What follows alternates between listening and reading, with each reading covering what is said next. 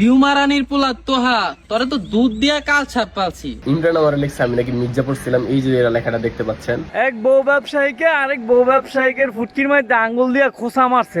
মনে করেন ওদের হাতে কোনো কন্টেন্ট নাই, বুঝছেন নি? এই ভিডিওটা করার কারণে জান্নাতুল তোয়ার হাজবেন্ড আমাকে সরাসরি কল দিয়া হুমকি দিতেছে। এবার জ্যোতির্মাকে হুমকি দিল জান্নাত তোহা। জ্যোতির্মার একটাই অপরাধ, জান্নাত তোহা তোমার বউকে পর্দা করে রাখো। এই কথা বলাতে খেপে গেলেন জান্নাত তোহা।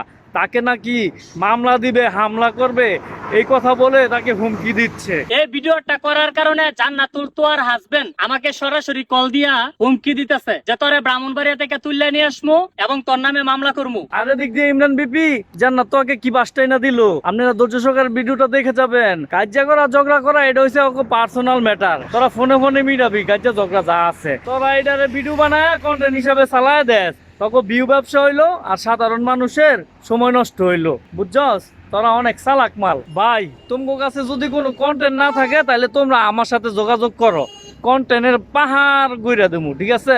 কিন্তু মারামারি কাটাকাটি এগুলো অনলাইনে করো না, এগুলাতে যুব সমাজদের ক্ষতি হইব, ঠিক আছে?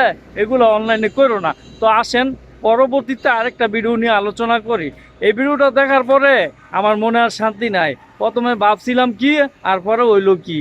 প্রথম ভাবছিলাম যে সত্যি সত্যি, পরে দিই না, এটা হচ্ছে একটা মেকআপের কারসাজি, ঠিক আছে?